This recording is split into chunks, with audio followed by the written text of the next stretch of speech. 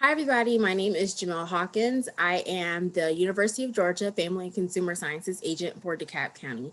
Today, in our Commit to be Fit series, we are going to be talking about getting physical. So we're going to jump right in and talk about this.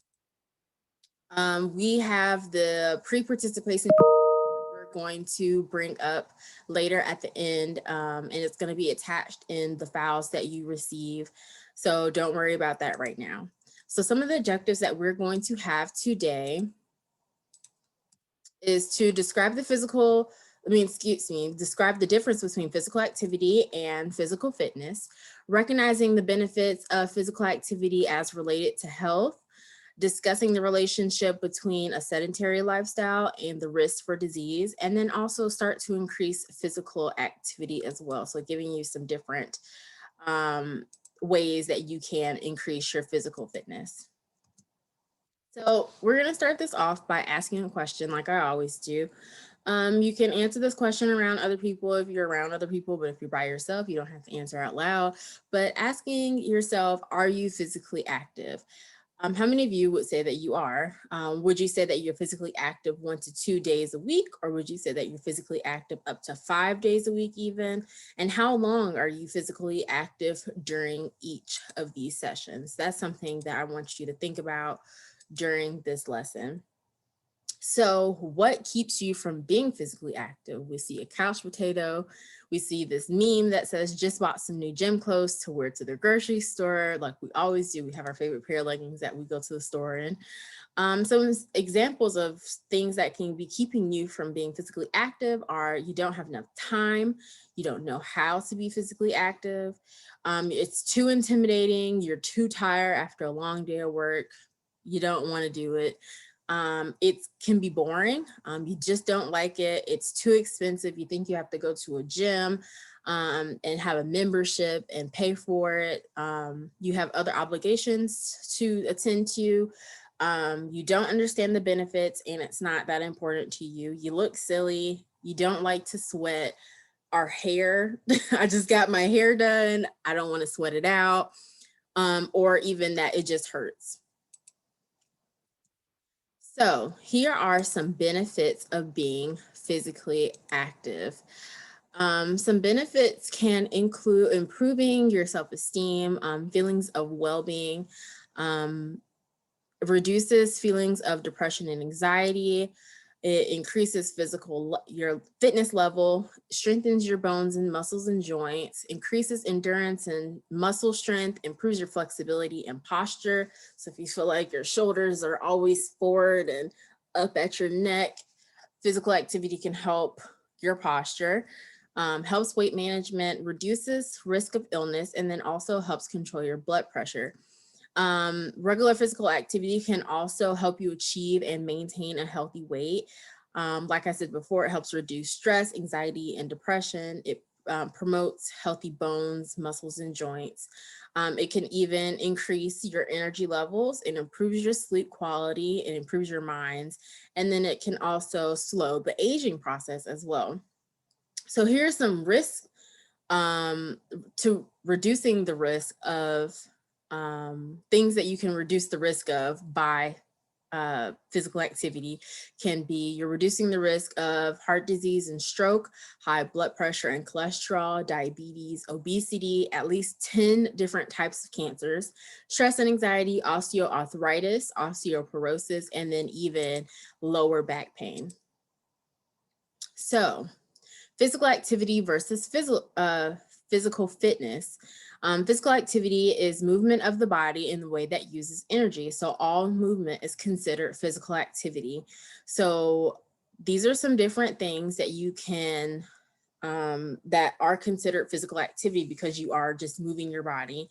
Using the stairs more frequently, walking to visit neighbors instead of driving, cleaning the house, walking during your lunch and your different breaks, parking at the rear of the parking lot, and then walking up to that front door of your office building or your doctor's appointment, wherever that may be, living room dance parties, and then also gardening. So it is recommended that adults get 150 minutes of moderate physical activity per week.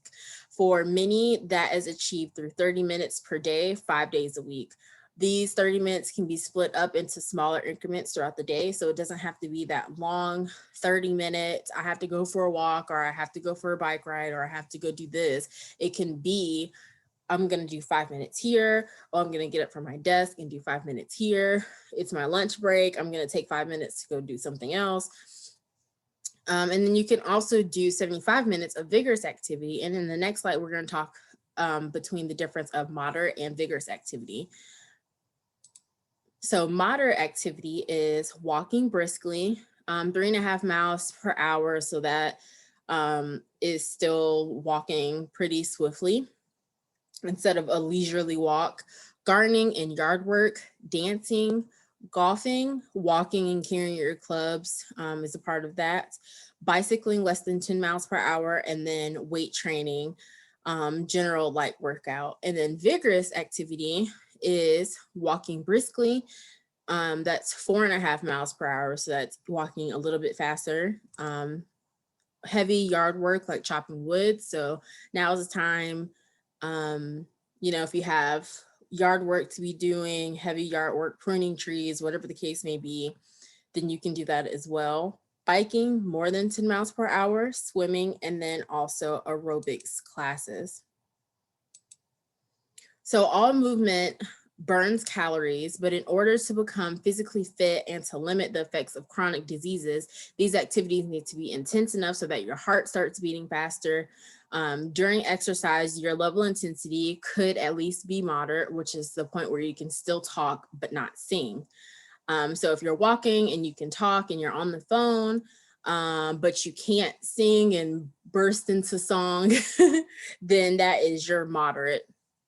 Physical activity should be moderate to vigorous in intensity and add up to at least 30 minutes a day. Like I was saying, you can do 5 minutes here, 5 minutes there, 10 minutes here, 15 minutes here. It doesn't all have to be 30 minutes all at once. While 30 minutes of moderately intense physical activity provides significant health benefits, especially if you've been inactive for so long, doing these activities longer or doing more vigorous activities can help provide greater benefits. So if you have been inactive, you don't have to go straight from, being inactive to biking more than 10 miles per hour. That is kind of jumping from 0 to 10 when you can go 0 to 5 at your moderate. And then once you build up to the moderate, then you can start doing more vigorous activity. More intense activities can use more calories per hour. However, if you have been inactive, like I was saying, or have any health problems, you want to check with your doctor before beginning a vigorous exercise program. No matter what activity you choose, you can do it all at once or you can divide it like I was saying before. Even 10 minutes of activity spaced out throughout the day can help you reach your goal. If you're starting periods shorter than 10 minutes, may be needed as you build up your endurance and your strength. So if you've been inactive for a long time, you don't have to go and say, well, I'm going to do 30 minutes all together, all right now, I'm going to do it. Because that kind of, when you jump from being inactive to doing super vigorous activities, it will, and your body is not used to it, you don't have the strength, you don't have the endurance for it, it kind of, dissuade you from wanting to do it again. So you can start off 5 minutes at a time, even 2 to 3 minutes at a time, and start building your way up. It doesn't have to be a race to get to be where you are.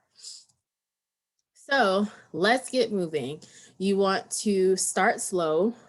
Begin with 15 minutes of activity per day or even lower if you have been inactive for a long time, and slowly increase your time when you feel like you are ready. Finding an activity that you enjoy as well can help. So it is much easier to do physical activity when it's something that you look forward to instead of, oh, I'm dreading doing this. That will make you want to do it. So find something that's fun for you and that could possibly get you and your family active as well. Getting comfortable. So finding a pair of shoes that will support your feet and wearing exercise clothes that are comfortable to you. So what you have on your feet is also important as well as just being physically active. so that it's comfortable for you and so that you'll want to keep doing it. And then also stay hydrated. Don't forget to drink your water before, during, and after activity to help refuel your body.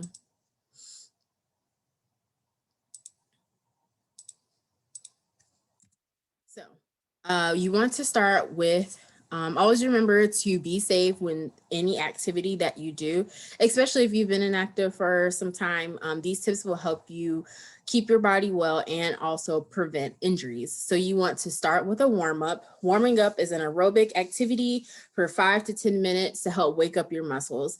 It could be a simple warm-up like the exercises on this slide.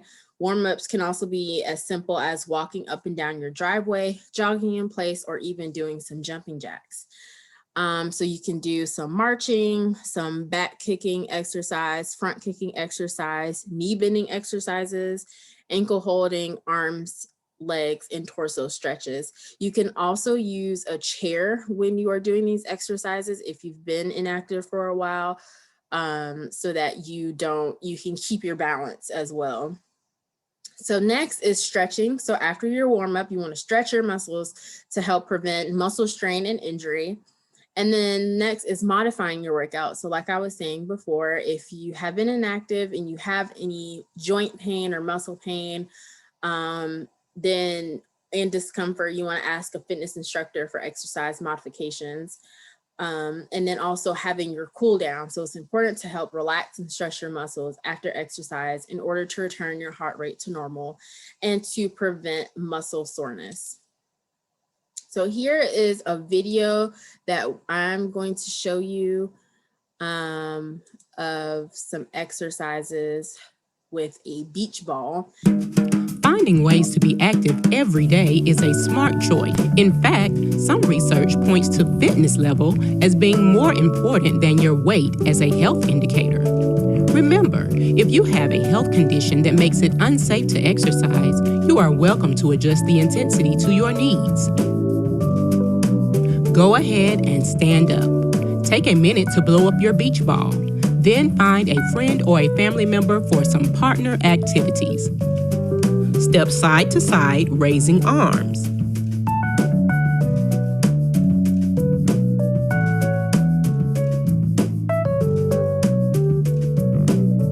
Throw beach ball into air. Clap as many times as you can before catching the beach ball. Start with the ball above your head. Simultaneously, pull the ball down on your knee as your knee rises to your chest. Alternate knees for about 1 minute or 15 times each side. Stand back to back with your partner. Hand off ball to your partner by turning to your left as your partner turns to their right and grabs the ball. Do this 10 times and switch directions. Stand back to back with your partner. Start low with the ball on your right side and rise to stand. Then pass the ball to your partner on your left side, making a twisting motion. Do this 10 times and switch directions. Stand back to back with your partner in a squatting position. Pass the ball to your partner by twisting your upper body to each side. Do this 10 times and switch directions. Hold the ball above your head. Sway side to side slowly for 1 minute, or 5 times each side.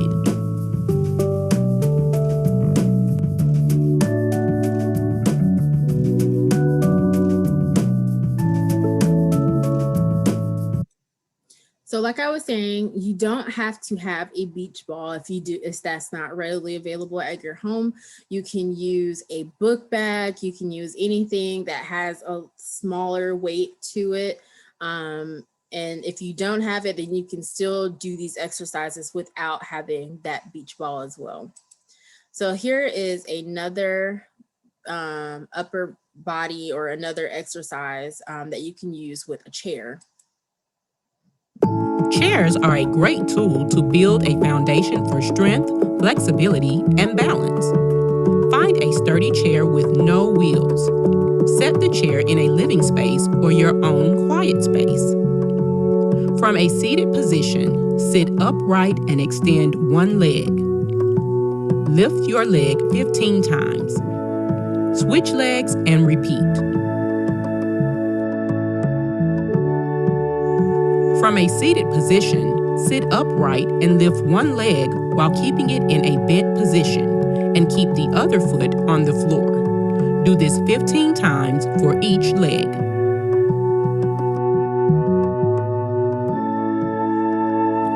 From a seated position, lean forward slowly, keeping both feet on the floor. From this position, press through both legs and arms to a standing position. Glance at your chair. Be sure the backs of your legs are touching your chair. Sit back down in the chair slowly. Repeat this 10 times.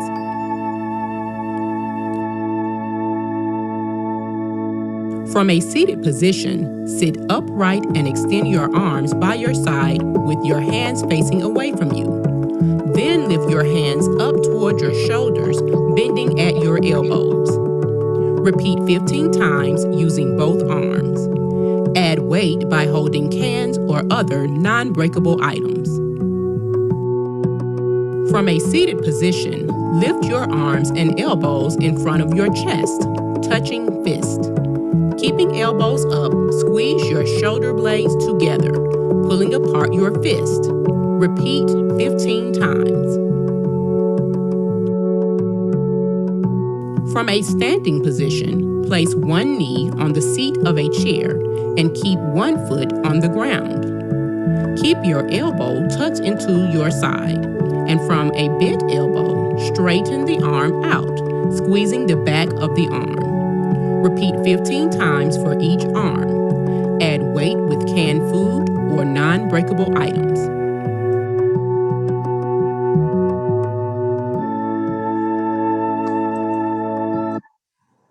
So that was another example of doing some exercises with a chair. Like they were saying before, if you do not have any weights, you can use any cans or a water bottle, anything that's non-breakable, so that if you do drop it, you don't hurt yourself. So next is we are going to have your physical fitness goal handout. I'm going to show that to you when we are finished with this lesson. It's also going to be a part of the different handouts that you receive with this program. I just want you to remind yourself to remember that adults are recommended to get at least 150 minutes of moderate exercise a week or 30 minutes a day for 5 days. So like we said before, it doesn't have to be the entire 30 minutes all at once per day. It can be 5 minutes here, 10 minutes here, just whatever gets you active. And so let's say that you want to walk more and you have limited time to do so. Instead of doing that one 30-minute walk, you can try taking that 10-minute walk after each meal that you have. Or if you are working from home and you're able to get up from your desk every once in a while, then taking 5-minute strolls throughout your neighborhood can also make a difference as well. So, are you considering making any changes to your physical activity? I just want you to keep that in mind. So this is the end of our program for today. Here we have the survey link, or it's a evaluation for me so that you can tell me what I should be improving on, what you want to know more of. And then also if you have any questions about anything that we've talked about or any lessons that we have discussed now or in the past, then feel free to email me. My email is Jamille, Jamille, period Hawkins, Hawkins @uga.edu. Once again, I'm Jamille Hawkins. I am the University of Georgia Family and Consumer Sciences agent for DeKalb County. And we are actually going to, I'm going to bring up the, yes, I'm going to bring up the handouts that I was talking about earlier so that we can take a look at them together. Give me one moment and I will bring it up. Here it is. So this is what I was talking about before. This is the pre-participation checklist that I had talked to in the beginning of our program.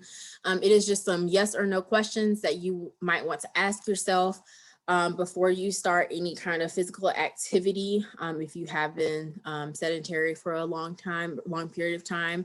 So at the end, it says, if you answer yes to any of these questions, then you should also consult with your physician or healthcare provider before beginning any type of exercise program. This worksheet is the My Fitness goal. So it is creating a goal for yourself. And it has the specifics on it. So it could be a SMART goal for yourself. We talked about SMART goals earlier. And this can be a SMART goal for your physical fitness as well. And then here are a list of the benefits of physical activity, and then also what physical activity can help reduce the risk of. Another one is a Let's Get Moving handout that you can have as well for extra information. So I just wanted to say thank you again, and make sure that you fill out our evaluation forms, and I hope you have a great day. Thank you.